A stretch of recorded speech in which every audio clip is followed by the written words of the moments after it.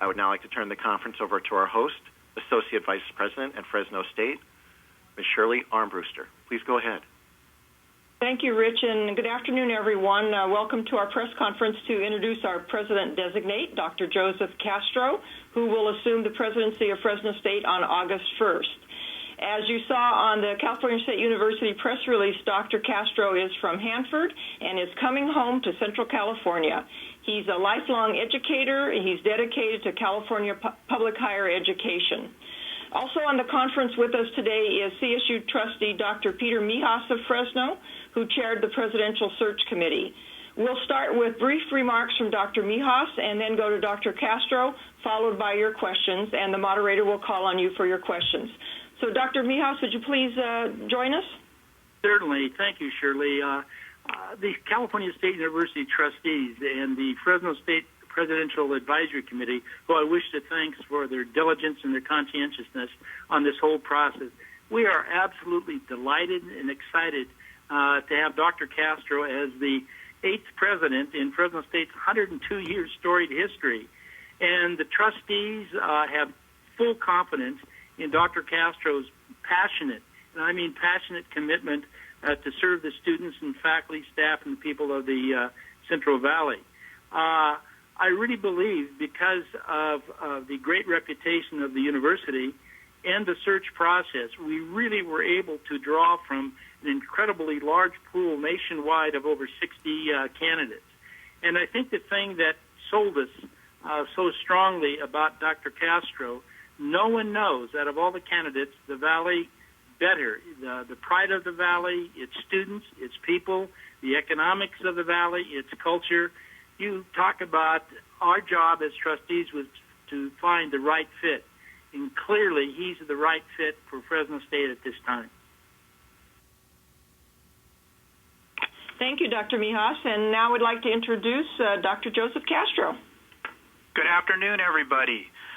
I am deeply honored, humbled, and blessed by the confidence shown in me as I become the 8th president of Fresno State. And I want to thank Chair Mijas and the entire Board of Trustees for CSU for their confidence, as well as Chancellor White. I want to especially thank and applaud President Welty for his 22 years of leadership, very successful leadership. And I'll be standing on the shoulders of his and so many others before him who have shaped Fresno State into an outstanding regional university in the Central Valley. Throughout the process, I have been immersing myself in everything Fresno State, its history, its growth and development, its culture of community service and civic engagement, its strong connection with all of the Central Valley. It's truly a magnificent campus and one that I am just privileged to lead. I've worked with Fresno State students and faculty and staff for many years throughout my career. Earlier in my career, I was part of the UC-CSU Joint Doctoral Program in Educational Leadership, where I had a chance to work closely with faculty from across the Fresno State campus and was able to get involved in the preparation of doctoral students throughout the Central Valley who are leading many of the educational institutions throughout the region. I was also very fortunate to be part of the founding team of Uc Merced and developed a lot of the early programs there that have led to the great diversity of their student body. And many of those programs were in close collaboration with Fresno State. And I look forward to a close relationship with them going forward. I also have worked closely with the Schmidt Camp scholars, particularly those who have an interest in health sciences, and recently hosted them over a month ago, a commitment I had made well over a year ago to have them come and learn about health sciences, and they are just stellar students from throughout the San Joaquin Valley.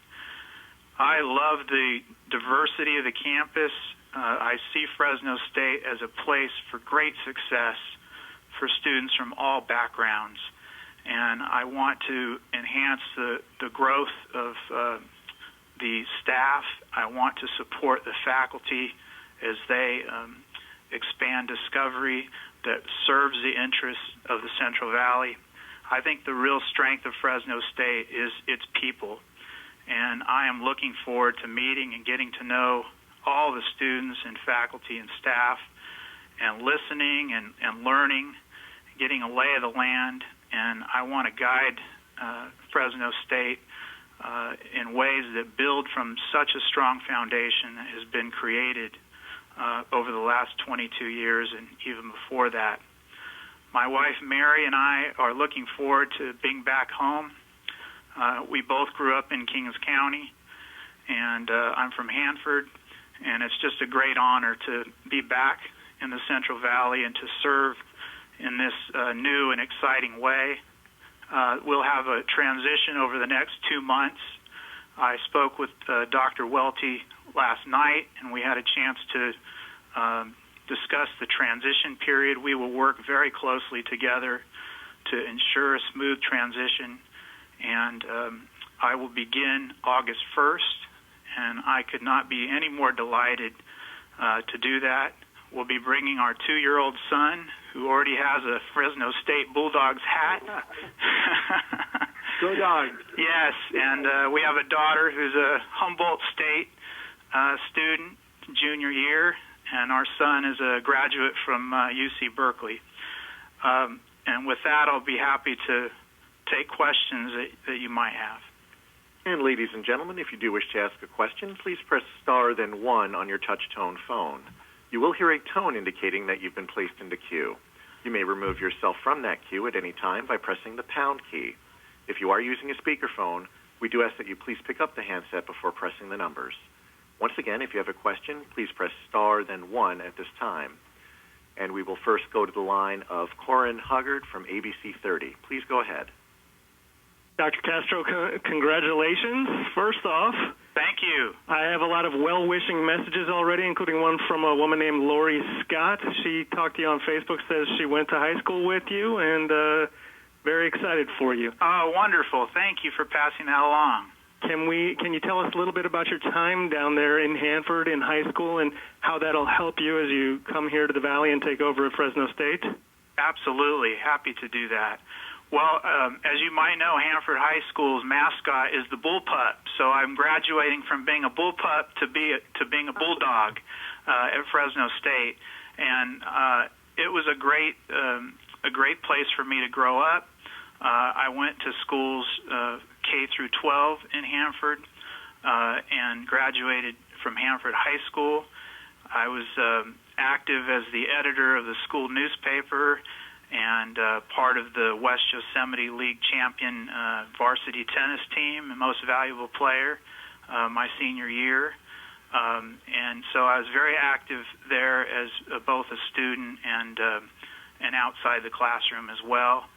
And I was very fortunate to have the opportunity to go to UC Berkeley. At the time, Chancellor Heyman made a strong commitment to the Central Valley and geographic diversity at the Berkeley campus, and he sponsored a program that was at the Ted Wills Center, where I, along with a handful of other Valley students, went for what I thought was an application review workshop. And I went with my mother, and they admitted me on the spot, something that I didn't expect, but I was thrilled by it, and it was one of the transformational moments in my personal journey. And I go back to Hanford regularly. My mother still lives there, and my sister, who's a Fresno State graduate, both a bachelor's degree and a master's degree, and a very successful speech therapist, lives there, and my wife's family as well. So we're just thrilled to be back in the Central Valley, and particularly at Fresno State. Mom still a beautician? Absolutely. She retired from that. She does it a little bit on the side, but she retired a few years ago to help care for my grandparents, and who've since passed on. But she gets to enjoy her grandchildren now, which is well deserved after working so many years. So other than being prepared for the heat, how else does that kind of growing up in the Hanford area, in the Central Valley, help you prepare to deal with the students and the issues that they have at Fresno State? Well, thank you. You know, I think growing up in the Valley is a really unique experience, and I recall going to the public schools there, and the kids were from every background, from every socioeconomic circumstance. And what that enabled me to do is to early on develop relationships with people from all different backgrounds and to appreciate the rich diversity in the Central Valley. My wife is Portuguese, and I've been really blessed to be able to learn a lot about that culture while we've been together, and just appreciating all the differences from a cultural standpoint throughout the Valley. I think that's really special and distinct, and you see that in the students at Fresno State. At the same time, the poverty rates and the unemployment rates are just unreasonably high, and that's something that I am looking forward to tackling with others at Fresno State and with elected leaders and community business leaders up and down the Valley to see what we can do to change that over time. And so I think growing up in the Valley gives me that special appreciation, and I won't need a GPS to find, tranquility or parley or anything like that. I know the communities up and down the Valley very well, and a lot of the people there, and I look forward to meeting more of them in the near future. Okay, thanks. Thank you. And we'll now go to the line of Pablo Lopez from the Fresno Bee. Please go ahead. Dr. Castro, congratulations on your new job. Thank you, Pablo. Thank you for your note today. And you mentioned that you have these big shoes to fill of Dr. Welty, and I was wondering, what is your experience in fundraising, and what is your experience in handling big-time athletics? Because the Bulldogs are a very big part of the community. Thank you very much.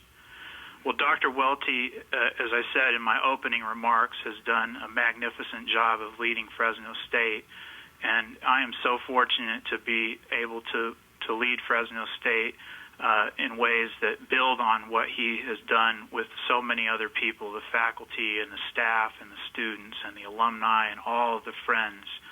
As it relates to fundraising, I have been very active in fundraising throughout my career. At the Berkeley campus, I helped to secure the first major gift at the Goldman School of Public Policy, which named that school. It was a gift from the Richard and Rhoda Goldman Foundation, and at the time, this was in the 90s. It was a huge gift for the Berkeley campus, $10 million, and we named the school after that family, which has been so supportive of education. At Santa Barbara and at Merced, the same thing. With the founding team at Merced, I helped to identify and cultivate and secure gifts in collaboration with the chancellor at the time, Carol Tomlinson-Kesey, and the vice chancellor, Jim Erickson, and we were able to secure a number of private gifts that really helped UC Merced develop in extraordinary ways. And at UC Santa Barbara, I have worked, in the past, I worked on development efforts, including a very special gift from a man named James Jimenez. James Jimenez is basically one of the inventors of the early machinery to make tortillas in mass form. And he and I developed a very close friendship before he passed away well into his 90s. He was a very successful philanthropist, and we worked together, and he provided a major gift, over $500,000 to the UC Santa Barbara campus. And then most recently here at UC San Francisco, Chancellor Desmond Hellman asked me to lead on her behalf a $100 million fundraising initiative, a 3-year, what we're calling a turbo initiative. It's not a full-fledged campaign. It's focused on student support and enhancing our educational infrastructure. And we've been very fortunate to raise $40 million in 1 year for that particular initiative. So I have experience in that area that I'll bring to Fresno State, and there is such a wealth of experience at Fresno State in this area, and just incredible friends and supporters throughout the Valley. I'm going to look forward to meeting all of them. And one of the great things about fundraising is for something that you care about is it's really easy to do because you want to make a positive difference, and you're talking to people who want to do the same thing. So it's really about friendship, and from that will flow more gifts. In terms of athletics, as I mentioned, I did play sports in high school. I'm a very avid sports fan. While I was at the Santa Barbara campus, I was very fortunate to work closely with the athletic director there, Gary Cunningham, who was athletic director at Fresno. I learned a lot from him during that time at Santa Barbara. UCSF, as you know, does not have athletic teams. We have a school of medicine, though, that provides complications for the mission here, complexities and that sort of thing. I'm going to focus on learning more about what's happening in athletics and supporting it as much as I can. I believe it's very important for the students and for the entire community to have a strong athletic program, and I'll do whatever I can as president to advance that. Okay, and I noticed in your bio it says here that he is also a faculty member in the Department of Family and Community Medicine in the UCSF School of Medicine. Yes. And I was wondering, so are you teaching there now, and will you be teaching at Fresno State? Oh, thank you. I do teach now, and I really enjoy teaching. Recently taught a course on health policy here for UCSF students, and it was a concentrated course over a couple of weeks. I have not been able to teach, a full-long quarter class. I would love to do it. I need to explore whether my time will allow for it at Fresno State. But as Shirley said, I've been a lifelong educator, and that really, I'm passionate about that. I enjoy interacting with the students in that way, and look forward to being an active faculty member at Fresno State and supporting the academic mission. And I really want to do everything I can to enhance even further the academic programs at Fresno State. So when people think about Fresno State, they're going to think about the great academic programs and the great athletic programs as well. Thank you very much, Dr. Castro. Thank you. And we'll now go to the line of Rachel Azevedo with CBS 47 TV, Fresno. Please go ahead. Congratulations, Dr. Castro. Thank you, Rachel. Nice to meet you. Too. I'm Portuguese as well, so I have I'm happy to hear your wife is. Wonderful, wonderful. So I wanted to do some housekeeping real fast. Can I have your age, please? Sure. I'm 46. Okay. And were you and your wife high school sweethearts? Almost. We met right after I graduated from high school. So with all this time spent in the Bay Area for so many years, did you know that you wanted to come back to the Central Valley? Was it part of your plan, or did it just kind of happen? That's a great question. It's something that Mary and I, my wife Mary, and I have talked about throughout my career, and we were so blessed to be part of the Uc Merced team earlier in my career, and for a variety of reasons, I decided that the opportunity at Santa Barbara was too hard to pass up.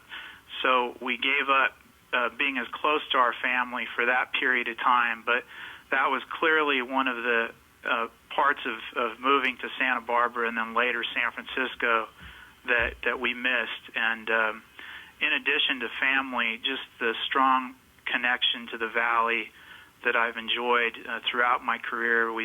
Whenever I can, I design and develop programs that support the Valley. So I got to know the Smith Camp Scholars Program through Nora Chapman and Dean Sharon Brown Welty, and we decided to work together to make sure that those students would know as much as possible about the health sciences. And so I took a trip down there with the admissions deans, a year and a half ago, and then we had a subsequent visit last month. And so that's just one example. I've worked very closely with the Doctors Academy there in Fresno, headed by Dr. Flores. And so whenever I could, even when I didn't live in the Valley, I tried to do whatever I could to support what was happening in the Valley, and especially for all those students who are the first in their families. And I get that, and Dr. Welty gets that, and so many people at Fresno State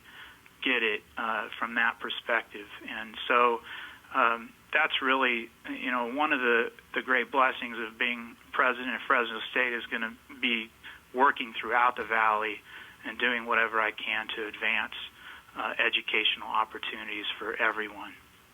And I think much like your story, I think a lot of students at Fresno State probably share that with you. A lot of them come from smaller towns on the outskirts of Fresno, and they are the first of their families and communities to go to college. There's been a lot of, tuition raises, and, I think that some students feel like it's not as financially feasible to pay for college these days. I mean, what do you plan to do about that? I know you can't, decrease tuition by yourself, but how will you address that when you get here? That's a great question, and certainly one that I've thought a lot about.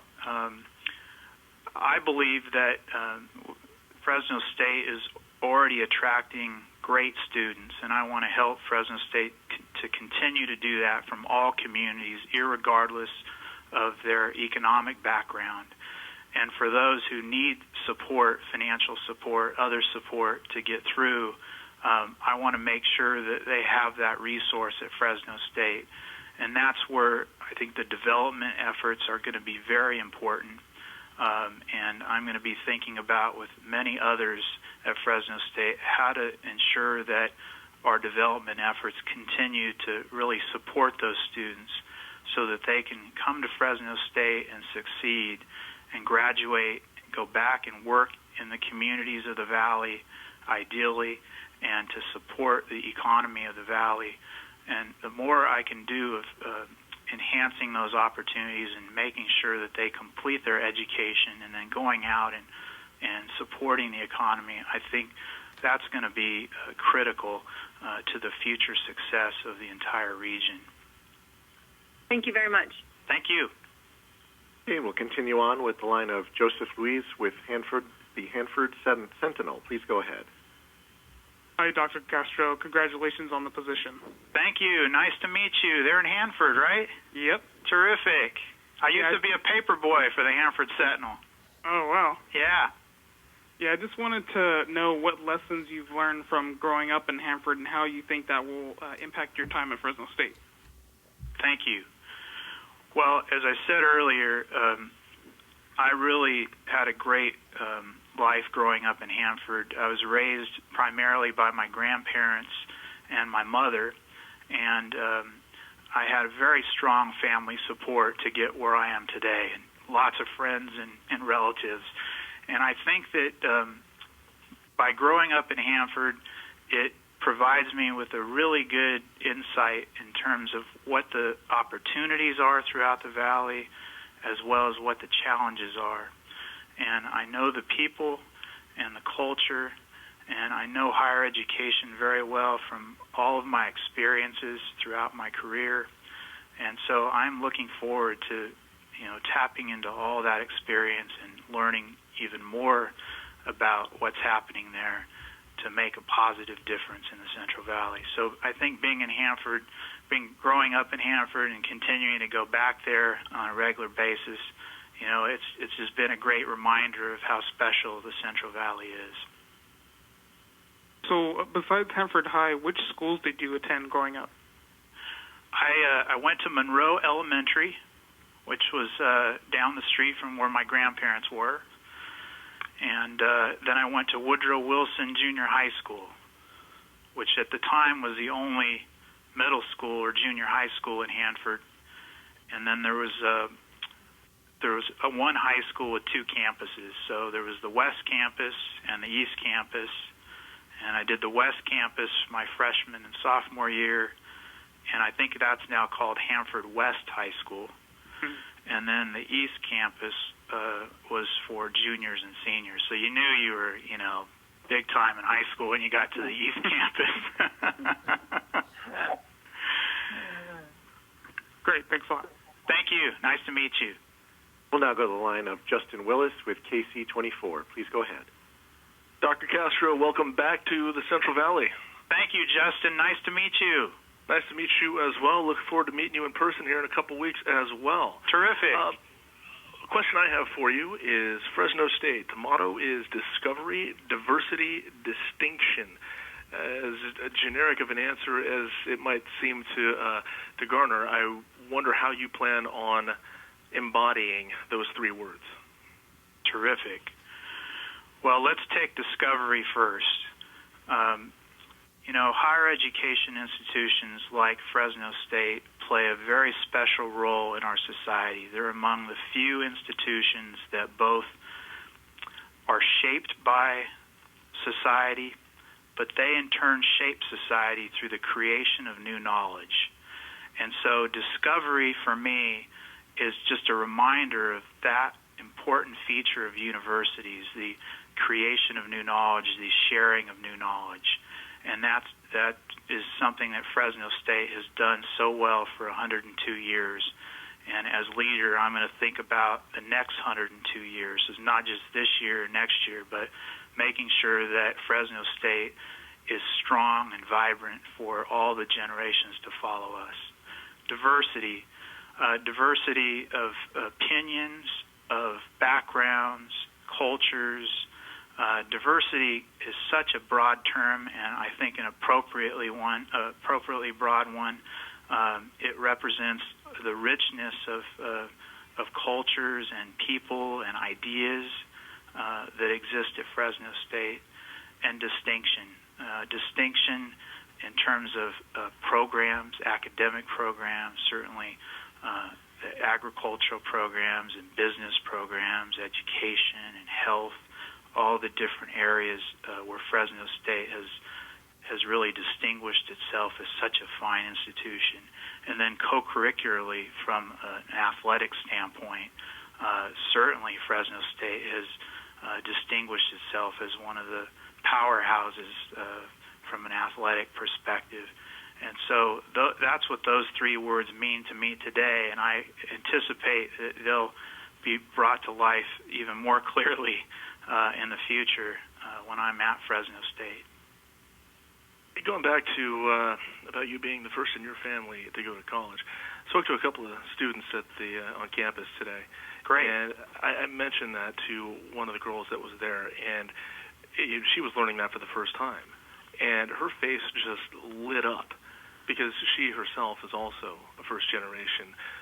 Great. First in her family to go to college. But what I wonder is, now that you're president, being that you were the first in your family to go to college, are you setting a new bar for educational goals? I mean, is the goal now, I've got to become a university president, Thank you. Well, I hope that there are some kids in the Valley that want to be a university president. That would warm my heart to hear that.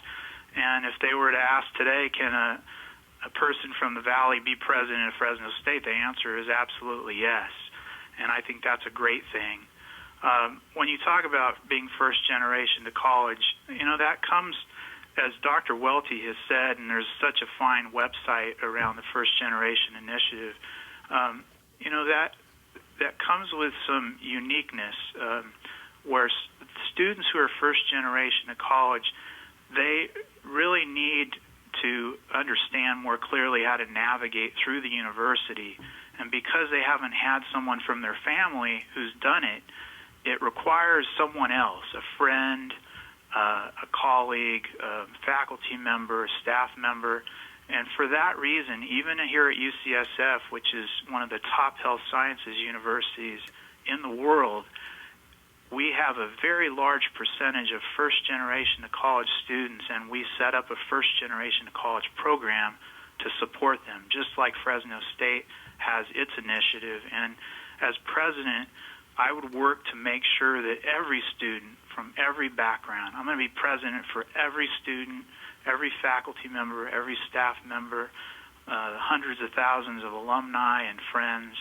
I want to make sure that everybody succeeds and thrives, first generation to college as well as other students from other backgrounds.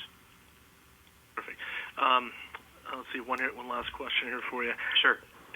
In your time in college, you talked about having that person to help you get through and navigate through, because it's not just about being the first in your generation to go to college. It's about what you're doing beyond that. Yeah. And here you are doing way beyond that. Who was the one person that you would credit for helping you navigate the system? Wow. There isn't one, I have to tell you. It's a lot of them, and I'm thinking about them today. Some are alive and some are not. But it's been, teachers and counselors. There was a counselor at Hanford High School who told me about that program at Berkeley, that if I hadn't heard that from him, I would have never known about that program. There was a professor at Stanford when I applied for the doctoral program, and in my field, I'm very fortunate that I graduated from the very top program in my field, actually in all 3 degrees. I'm fortunate in that way. And at Stanford, there was one professor in particular who, when it got to the admissions committee, he said, I want this guy, and that's how it works in those doctoral programs. You have to have an advocate, and he decided he was going to be an advocate for me. And then my advisor, Jim March, who's one of the leading thinkers around leadership at Stanford University, he and I corresponded this morning, and he's written one of the prominent books about presidential leadership in universities, and he and I worked together on my doctoral dissertation, which was about university presidents. And so I'm thinking about him. I'm thinking about my grandparents today, a lot of people. And the message is it takes a group of people. It's not just one usually, and maybe it is for some, but that certainly wasn't for me. Very supportive wife and children and parents and in-laws and friends. Just a great, strong community of support that I'm going to continue to tap in the days ahead. Perfect. Dr. Castro, thank you so much, and again, welcome back. Thank you. Appreciate it. And we'll now go to the line of Tony Tinoco with KMJ News. Please go ahead. Hi, Dr. Castro. Congratulations. Thank you, Tony. Nice to meet you. Nice to meet you. I'm going to ask you one question. What's your first order of business come August 1st? First order of business. Well, I want to get to know people. I'm going to be listening and learning. I've been immersing myself in everything Fresno State, and I'm going to continue to do that during the transition so that on August 1st, I'm going to hit the ground running. And so a lot of the early days are going to be meeting with folks and listening to their ideas and what's happening there, and formulating some ideas for the future. I certainly come with my own, and I want to listen and learn and take it from there. So that's how it's going to be initially, and then a few weeks after my arrival, the new students come, and I'm looking forward to participating in all the new student orientations and all of the gatherings that occur with new students, and just that rich, vibrant thing that happens every fall in a university like Fresno State, where you get all these new folks with new ideas. So that's what I'm planning to do, and work closely with the faculty and understand what their issues and interests and needs are, with the deans, with the other senior administrators, meeting with alumni and other friends around the valley. So I'm going to be busy on campus, but I'm going to make sure that I spend a significant amount of time off campus talking with our alumni and friends, and really hearing what they say about Fresno State and what we can do together to advance the work there. Wonderful. We're all very excited. Thank you. All right, thank you. All right, we'll now go to the line of Juan Esparza from Vida newspaper. Please go ahead. Felicidades, Dr. Castro. Gracias. Thank you. Just one real quick question. Are you bilingual or trilingual? Well, I want to make sure that. So I know enough words to be dangerous, but I don't want to stretch it, so I'm not going to say I'm bilingual. Okay. Okay, not a problem. Now, Fresno State is one of the largest Hispanic-serving institutions in California. Yes. You being the first Latino president is significant. What do you hope the message will be to the fast-growing Latino community in the Central Valley? There's 5 counties now that have a majority Latino population. Latino enrollment, Latino graduation at Fresno State has grown, but I'm sure it's not where it needs to be. Can you talk about that a little bit? Sure, happy to. Well, the fact that Fresno State is a Latino-serving institution designated by the federal government is one of the reasons why I was attracted to Fresno State. There are many reasons why I was attracted to it, and that is one of them. And as I mentioned earlier, I share that background with Latino students.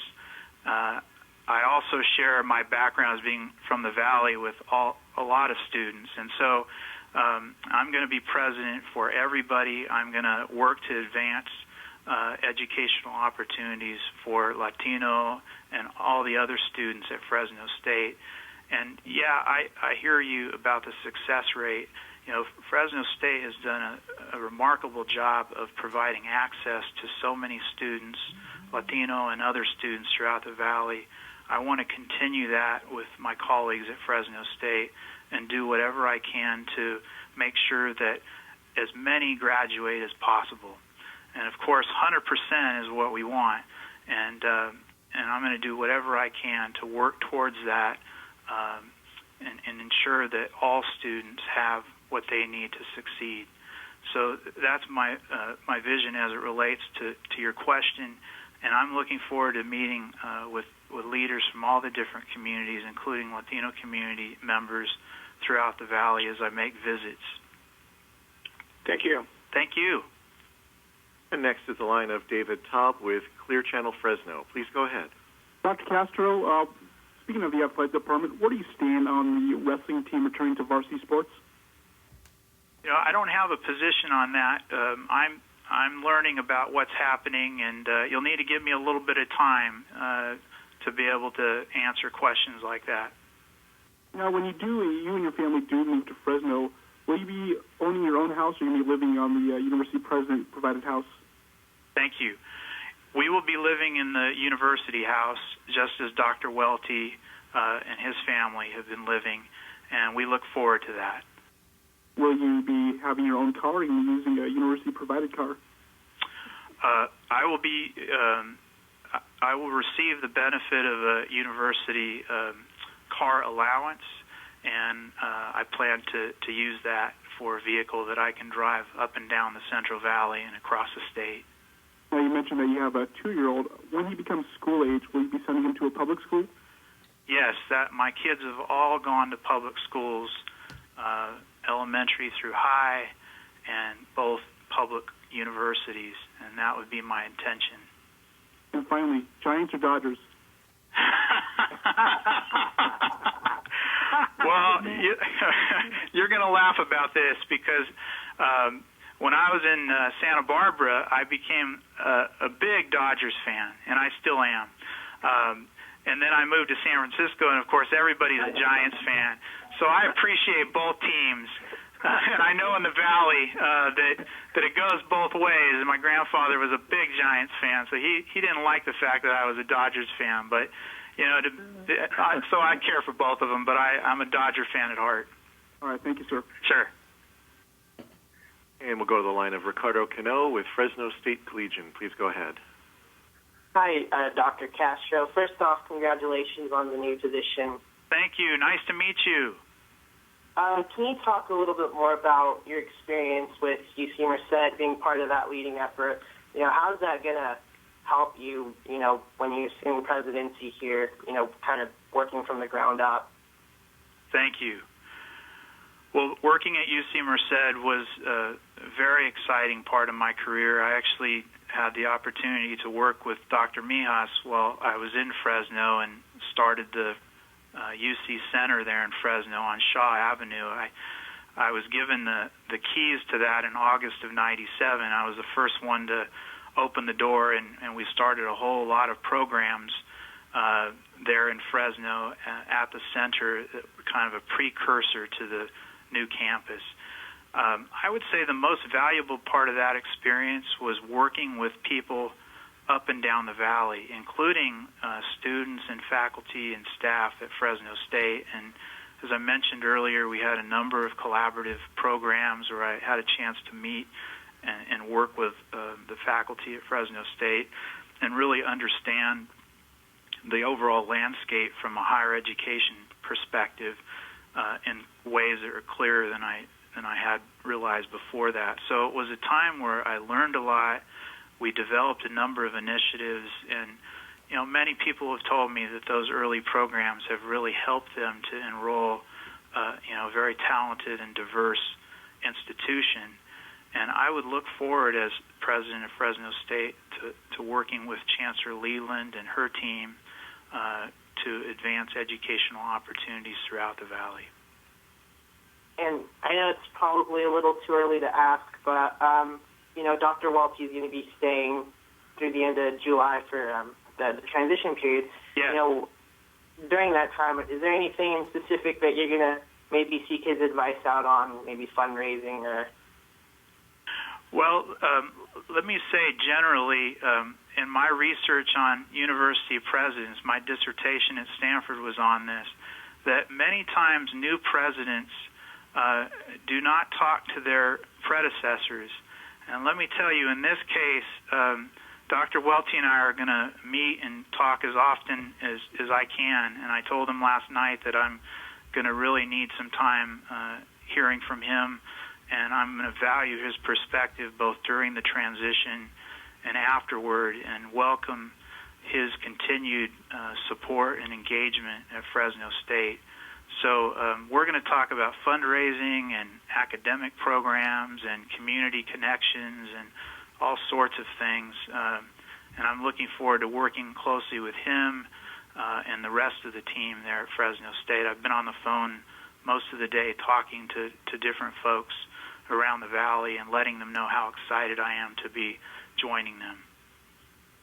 And, you talked about coming back to the valley.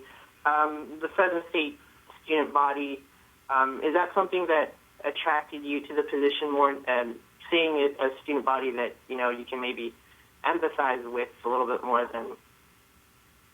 Yes, let me tell you, the rich talent and diversity from so many perspectives is so attractive. And when I thought about whether to get into this search, I certainly considered that.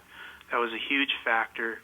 I've enjoyed working in that kind of environment throughout my career at UC Santa Barbara and San Francisco and in Berkeley and now at Fresno State. And yes, it's one of the most attractive parts of the job is getting to know and to work closely with students from all backgrounds. And at what point, in your life, I guess, did you really start to notice that you had a passion for education? Was it in high school, college, or? Thank you. Well, I knew in high school, probably around my junior year, that I was going to be committed to a career in public service because of the experiences I had. And so I knew that. And then when I was at the Berkeley campus as an undergraduate, it became clear to me how vitally important universities and other higher education institutions are in our society. How they can help to transform people's lives. And that is when I decided that I wanted to devote a career in higher education. And so if you look at my resume, I've spent my entire career as an educator working in higher education with UC, but always on programs that were across the segments, community colleges and the CSU campuses and the K through 12 schools up and down the state.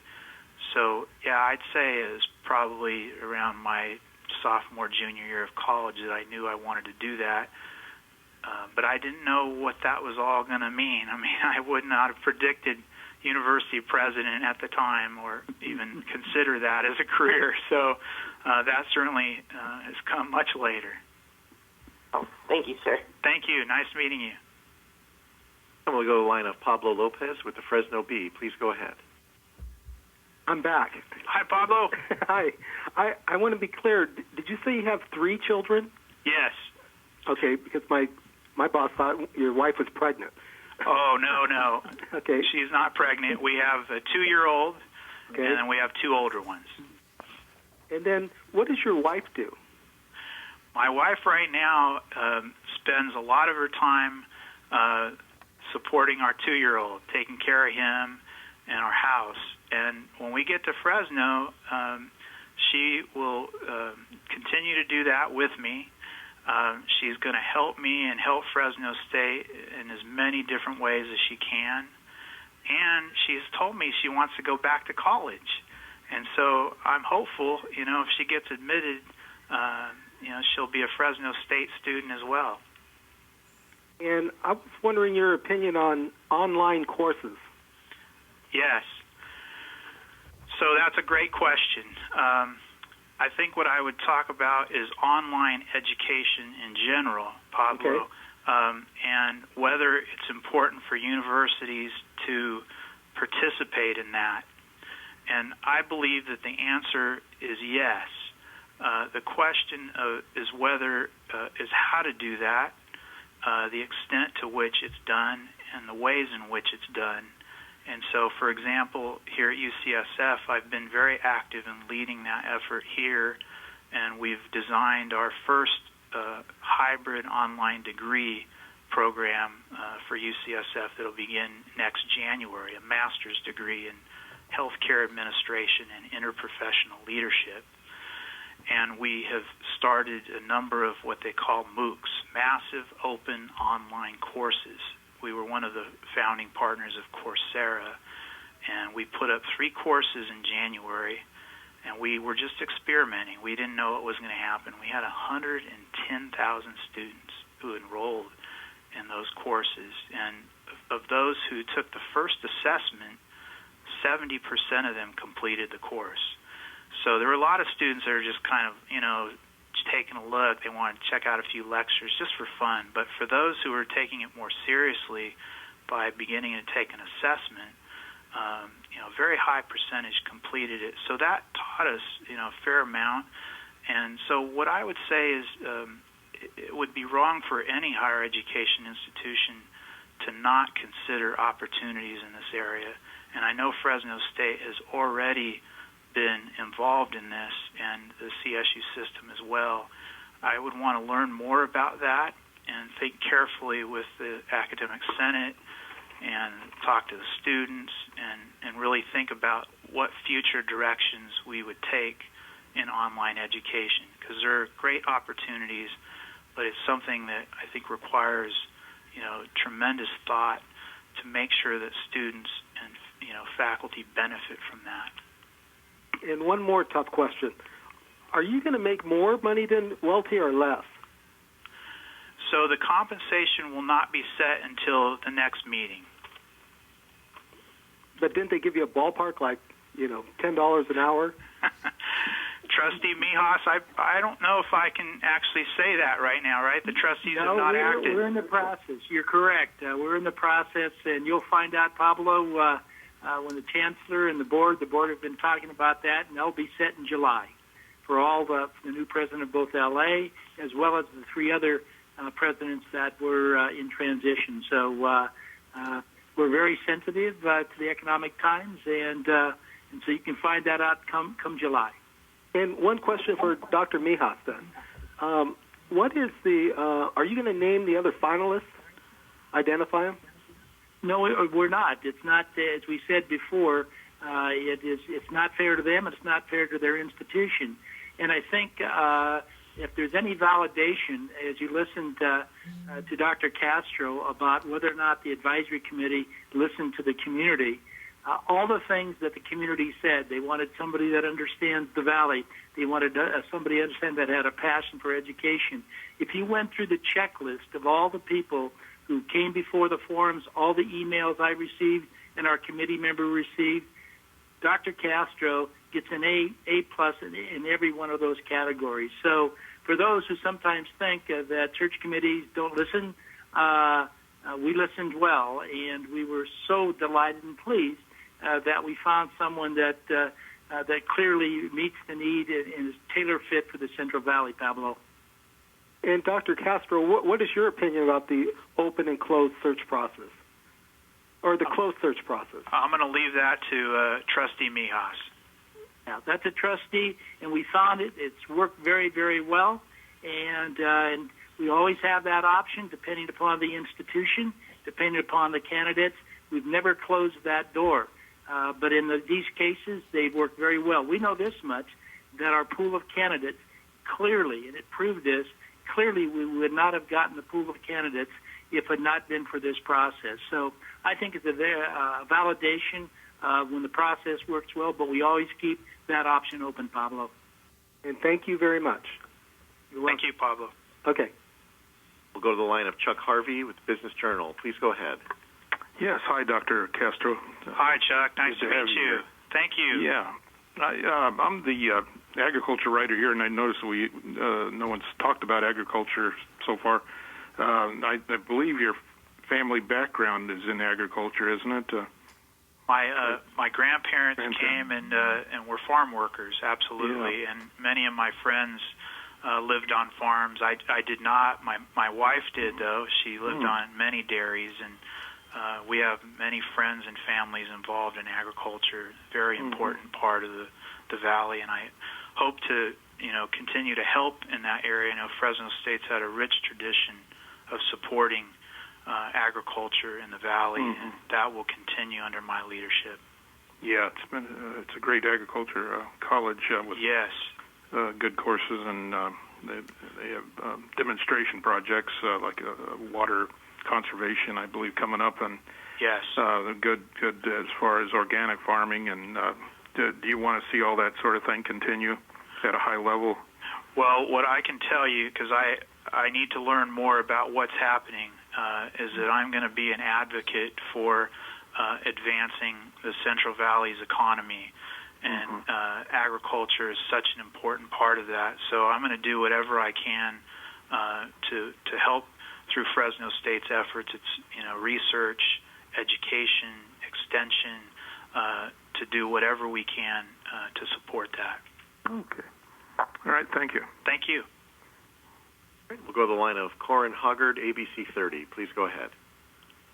Hello again. I have two quick questions. First was, what was your mom's reaction when you told her you were coming back to the Central Valley? She was very emotional. She was so happy, and I think that, yes, it's partly about having her son nearby, but I think it's probably more about her 2-year-old grandson and being able to see him more often. I'm sure she takes a lot of pride in her son, considering how much effort she put into making sure you got to this position as well. Absolutely.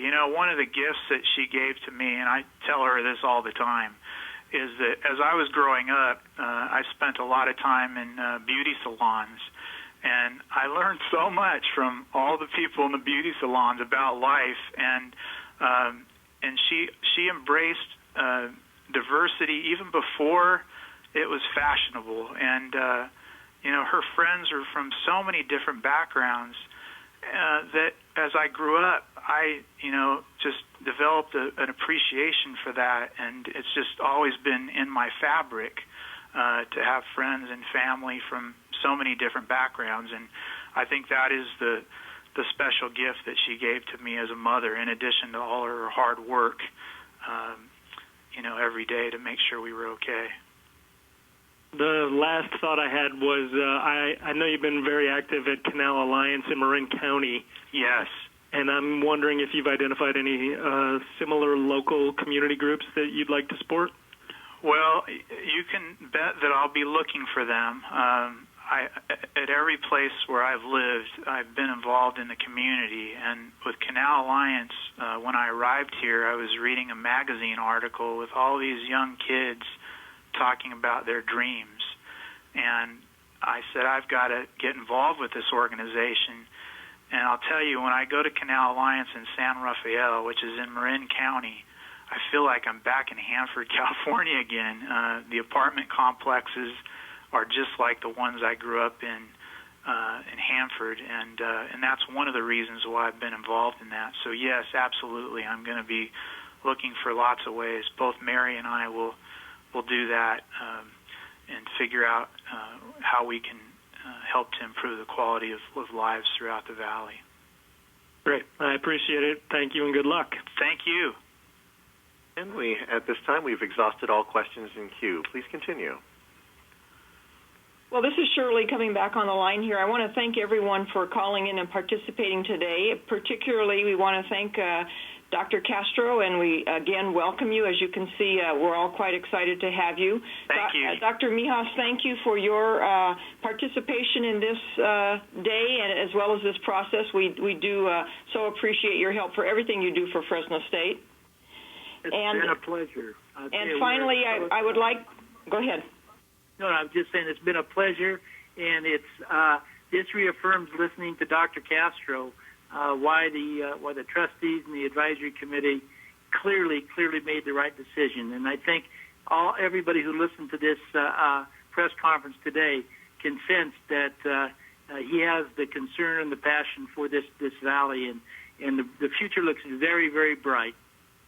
Absolutely. Thank you, Dr. Mijas. Thank you very much for your participation, and good afternoon.